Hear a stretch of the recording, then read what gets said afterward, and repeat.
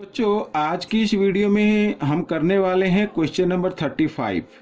मैं हूं हरी सर और आप सभी बच्चे देख रहे हैं आपका अपना यूट्यूब चैनल चलो कदम बढ़ाएं। और जो बच्चे हिंदी मीडियम में पढ़ते हैं या जिनके पास हिंदी में मेंटल मैथ है तो उनके लिए अलग से चैनल है जिसका नाम है मैथ्स विद हरी सर।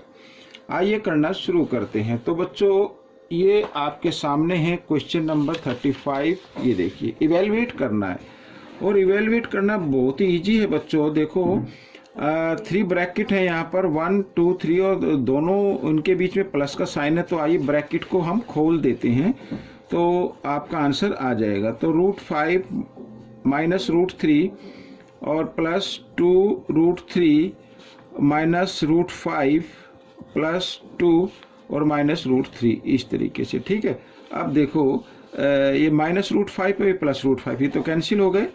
और साथ ही ये माइनस √3 और माइनस √3, तो यानी माइनस 2√3 हो गए और ये प्लस 2√3 हो गए, तो ये भी कैंसिल हो गया। तो आपका क्या बचा? 2। तो ये आपका आंसर आ गया बच्चों। ठीक है, इस तरीके से। आइए करते हैं नेक्स्ट क्वेश्चन, यानी नेक्स्ट पार्ट। तो बच्चों देखो, ये रूट है 5 + 2 √6 और इधर प्लस √8 और माइनस 2 √15। ठीक है, ये गिवन है। तो हम कैसे सोल्व करेंगे, आइए करना शुरू करते हैं। तो इस 5 को हम बच्चों लिख सकते हैं क्या? 3 + 2 लिख सकते हैं इसे, और प्लस 2 √6, इस तरीके से। और ये मैंने यहाँ पर स्क्वायर रूट का साइन बना दिया। ठीक है, इस तरीके से प्लस का साइन। और ये लो, आगे है 8 - 2 √15। तो 8 को बच्चों हम लिख सकते हैं 5 और 3। तो 5 और प्लस 3 लिख सकते हैं, 5 और 3 8 होता है, माइनस 2 √15। ठीक है, लेकिन ऐसा करने से हमारा क्वेश्चन सोल्व हो जाएगा। अब यदि मैं 3 को, अब देखो 3 कैसे आएगा। अगर इस 3 को मैं √3 स्क्वायर बना दूं तो वैल्यू में कोई फ़र्क नहीं होगा। ठीक है, √3 को 2 टाइम्स मल्टीप्लाई करें 3 आ जाएगा, प्लस तो 2 को भी लिख सकते हैं √2 स्क्वायर प्लस 2। अब ये देखो, a² + b² + 2ab, ये a और ये b। ठीक है, इस तरीके से ये आ गया और ये ऊपर आ गया साइन। ठीक है, स्क्वायर रूट का प्लस का साइन। और इस 5 को भी लिखेंगे √5 स्क्वायर प्लस √3 स्क्वायर। ठीक है, a² + b² हो गया ये।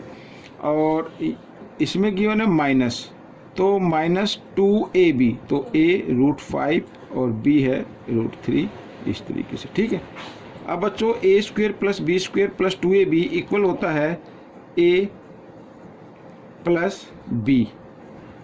ठीक है, a + b होल स्क्वायर के इक्वल होता है। तो ये मैंने इधर लगा दिया, तो स्क्वायर से स्क्वायर रूट का साइन कैंसिल हो जाता है और प्लस का साइन। अब ये भी a² + b² - 2ab, तो ये होगा a, ठीक है, a - b होल स्क्वायर, इस तरीके से। और ये इधर रूट का साइन, तो इस स्क्वायर से रूट का साइन को कैंसिल कर देते हैं। हमारे सामने अब क्या आंसर आया है, ये देखो क्या बचा है, √3 + √2 और ये प्लस का साइन लगाएंगे हम, और ये तो स्क्वायर रूट का साइन कट ही चुका, तो √5 और माइनस √3, इस तरीके से। ठीक है, तो माइनस √3 और प्लस √3 ये कैंसिल हो गया, तो ये जो बचा ये आपका आंसर आ गया। तो इसको इस तरीके से मैं इधर लिख देता हूँ। ठीक है, ये आपका आंसर आ गया बच्चों, ये इवेलुएट हो गया। तो आइए करते हैं क्वेश्चन नंबर 36। क्वेश्चन नंबर 36 ये रहा आपके सामने। अगर इस टाइप का कोई भी क्वेश्चन आता है, जैसे क्वेश्चन नंबर 36 है, क्या कहता है, what can be the maximum number of digit in the repeating, ठीक है, repeating block of digit in the decimal expansion. अगर इसको डेसिमल एक्सपेंशन में हम कन्वर्ट करें तो हमें बताना कितने नंबर के बाद वो डिजिट रिपीट होगा। ठीक है, मैक्सिमम नंबर हमें बताने हैं कि वे डिजिट दोबारा रिपीट होंगे। तो आपको एक चीज़ ध्यान रखनी है बच्चों, अगर 1/7 होता तो आफ्टर 6 डिजिट क्या होता है, डिजिट रिपीट हो जाते हैं। लेकिन इधर है 1/17, तो 1/17 है, तो ये हमेशा क्या होगा 16 डिजिट के बाद रिपीट होगा, ये हमेशा याद रखना। और आप चाहे तो इसको डिवाइड करके देख सकते हैं इस तरीके से, ठीक है।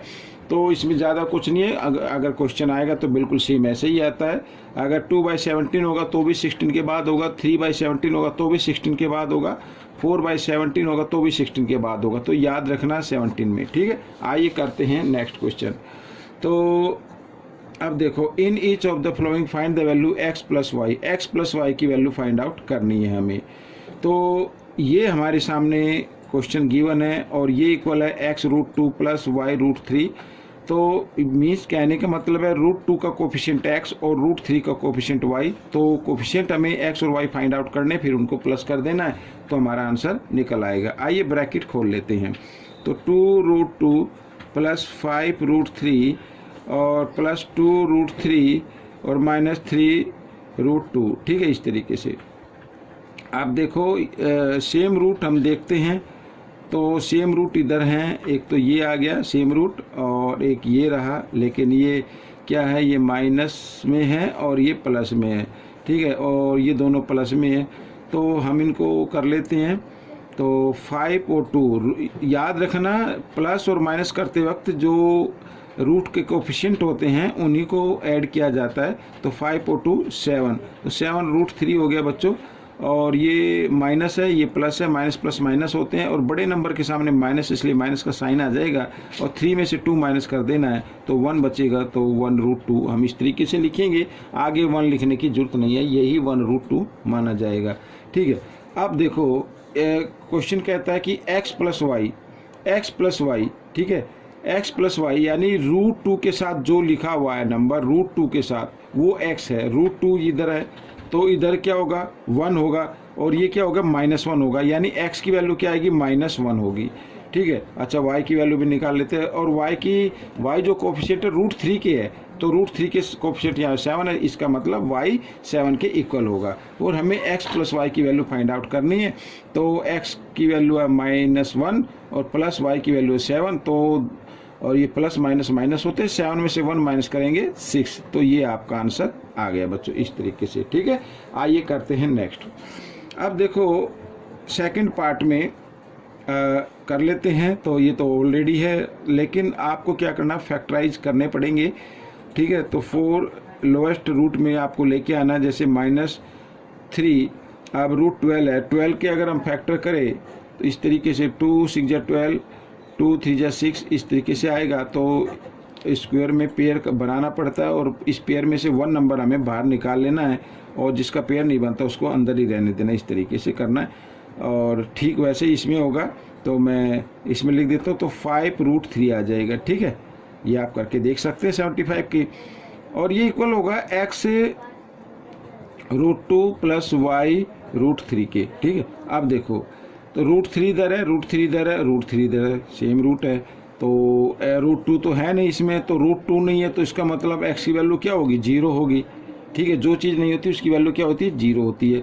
अब √3, ठीक है, √3 और √3 ये इनको लिख लेते हैं, 4√3 और 3 2 जा 6, -6√3 और 5 2 जा 10, 10√3, इस तरीके से, ठीक है। तो √2 नहीं है, तो √2 की जगह मैंने फिर √2 तो इसमें है नहीं, तो इसका मतलब x का कोफिशिएंट यानी x जो इक्वल होगा वो 0 के इक्वल होगा, याद रखना। 4 और 10, 14 हो गया बच्चों, ठीक है। 14 ये प्लस का है और उस 14 में से 6 माइनस कर देना है, तो कितना आ जाएगा, 8 आ जाएगा। और बड़े नंबर के सामने प्लस का साइन रहेगा, तो 8√3 हम इसको लिख सकते हैं। आप इसको चाहे तो इसको सॉल्व करके देख सकते हैं, ठीक है। तो √3 का कोफिशिएंट 8 है और √3 का कोफिशिएंट y है, तो इसका मतलब y की वैल्यू क्या आ गई बच्चों, 8 आ गई।